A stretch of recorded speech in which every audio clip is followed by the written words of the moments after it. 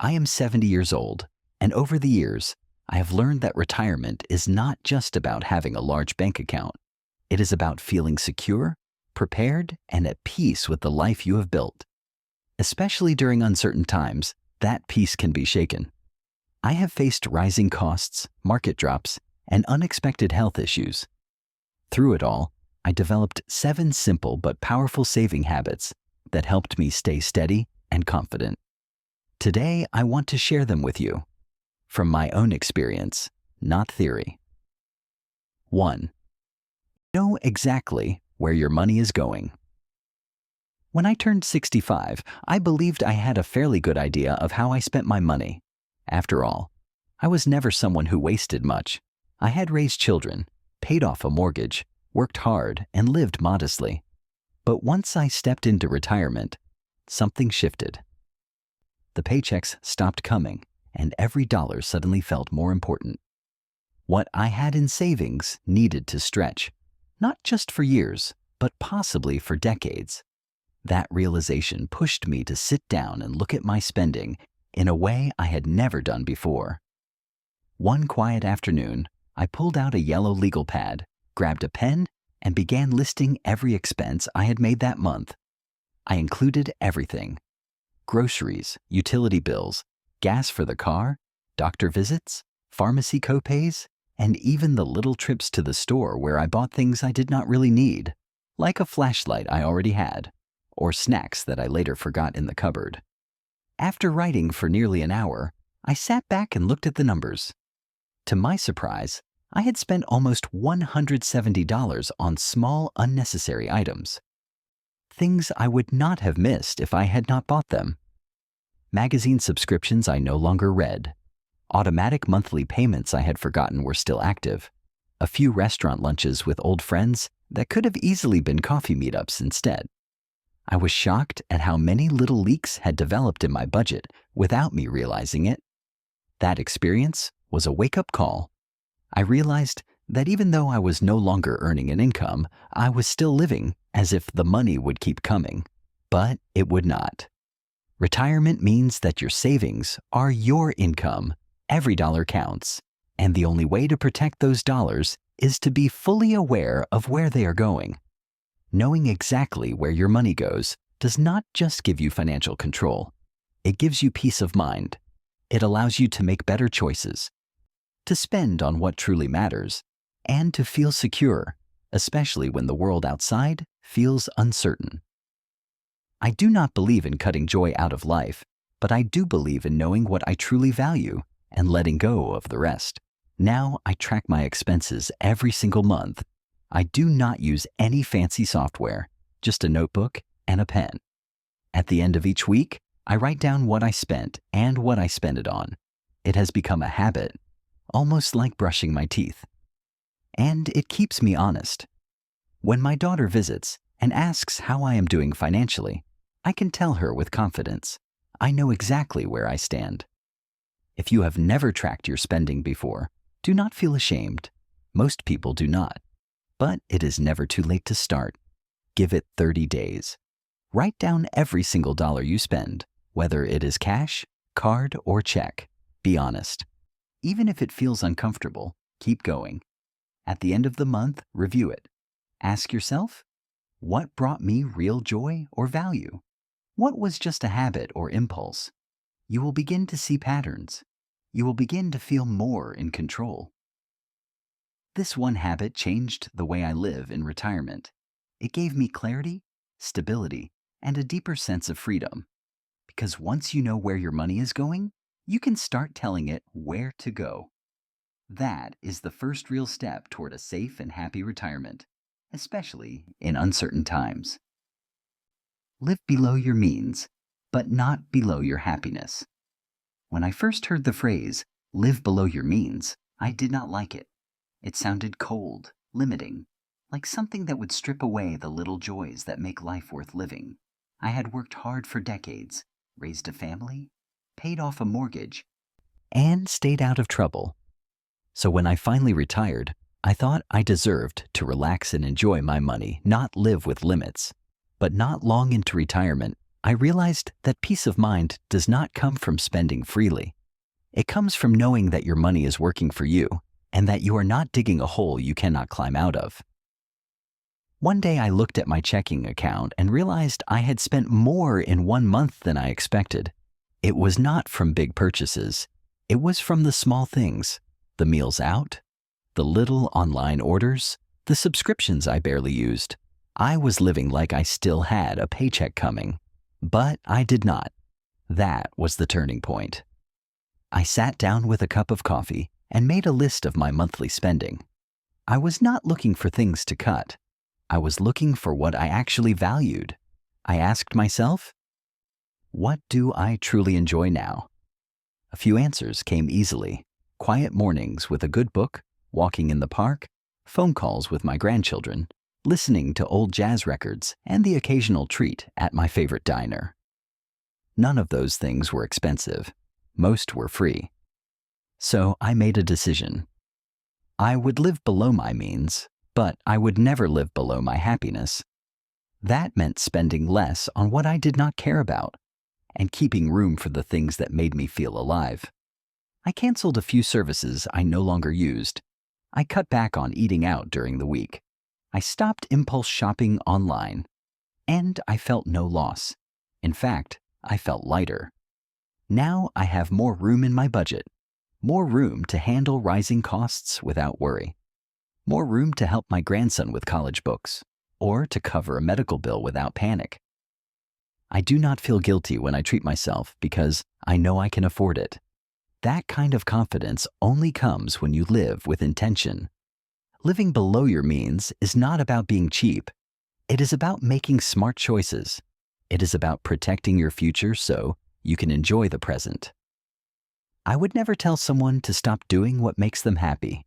I would only say, make sure your spending reflects what really matters to you. That way, you are not just saving money. You are saving peace of mind. Retirement should not feel like walking on a tightrope. It should feel steady. It should feel peaceful. And that peace starts by making sure you are not spending more than you need without giving up the things that make you smile. 3. Avoid emotional spending.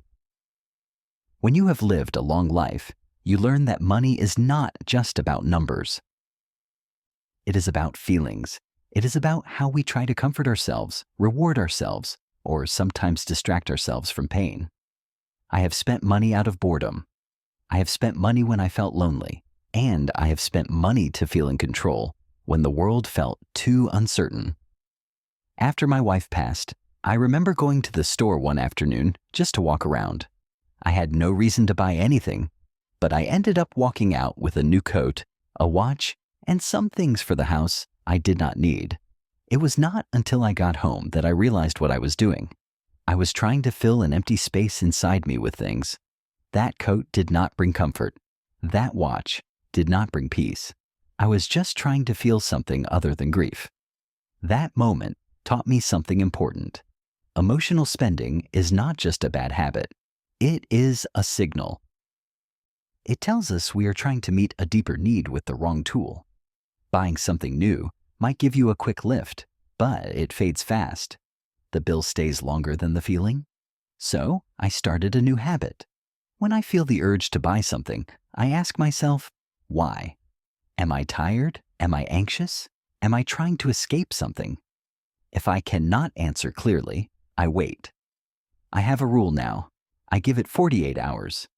If I still want it after that and it fits my budget, I go ahead. But more often than not, I realize I do not really need it. I just needed to sit with my feelings. Emotional spending shows up in quiet ways. It is ordering takeout when we already have food at home. It is buying things online late at night. It is walking into a store to browse and walking out with bags. And during retirement, when we have more time and sometimes more feelings to process, the risk gets higher. That is why awareness is everything. I keep a journal now. Nothing fancy, just a small notebook where I write down what I spend and how I was feeling that day. Over time, I started to see patterns. I spend more when I am lonely.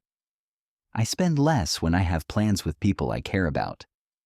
That awareness gave me power, not shame, just understanding. We do not always need to spend money to feel better. Sometimes a phone call, a walk, or even sitting quietly with a cup of tea does more for the soul than any item on a shelf. The goal is not to deny yourself. It is to make sure you are spending with intention, not emotion. Looking back, I realized that emotional spending used to steal from my future just to soothe my present. But now, I have tools that help me pause, reflect, and choose wisely. That is the kind of wisdom you earn with time. And if I can pass it on to someone else, even better. 4. Automate your savings.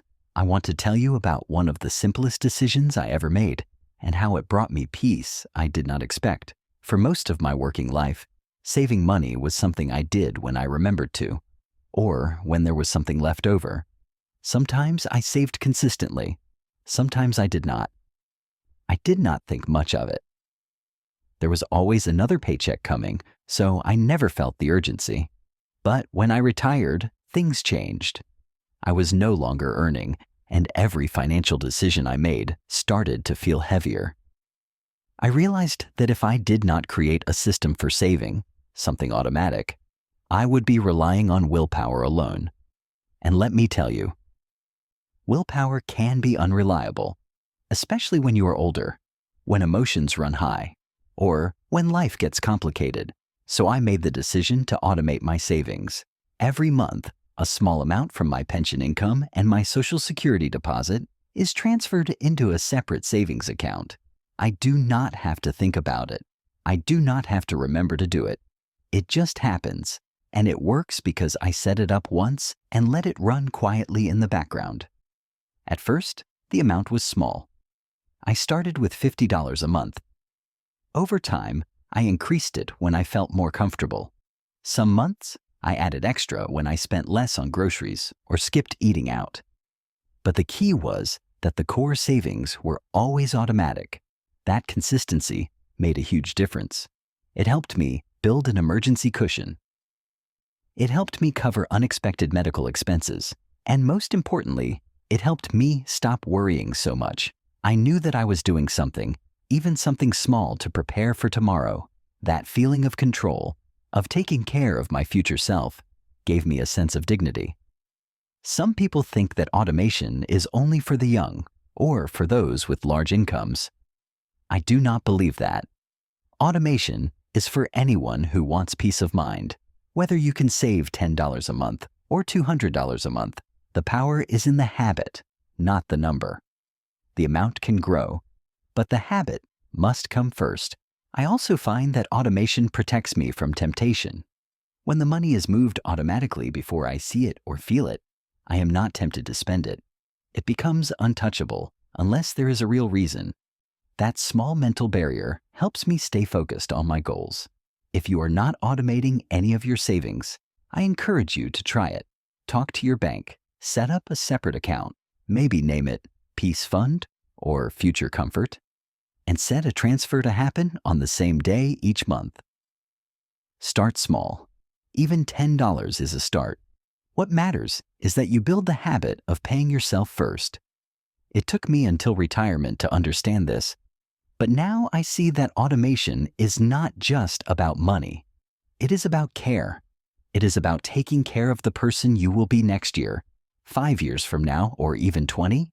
You are telling yourself, I matter enough to prepare. That message is worth more than any amount in a savings account.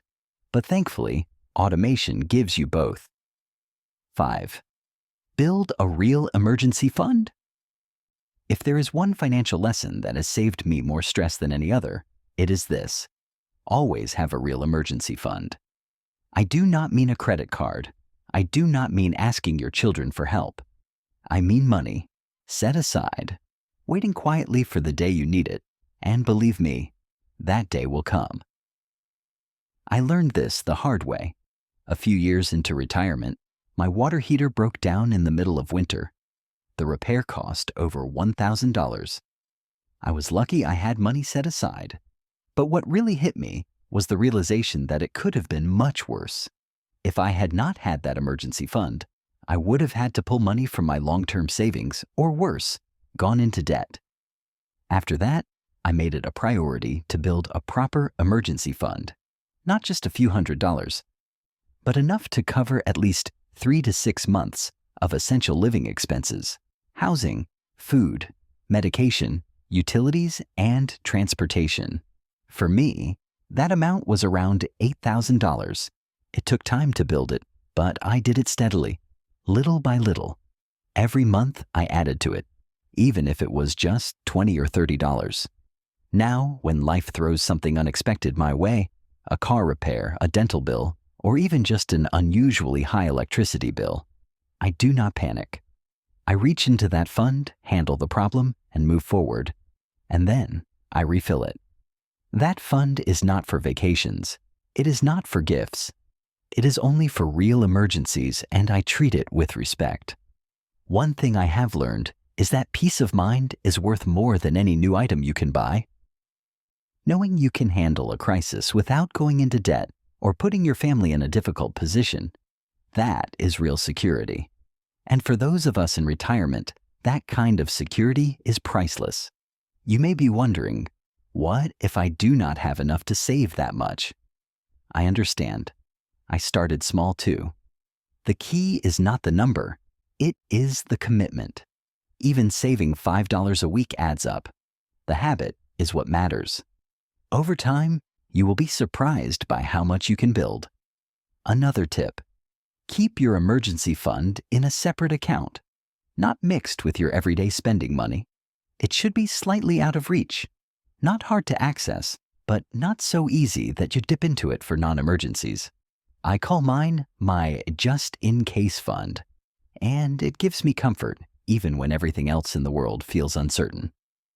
If you take only one habit from this entire series, let it be this one: build your emergency fund.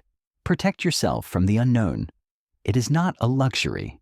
It is a necessity, and it is never too late to start. 6. Rebalance and recalibrate every few months.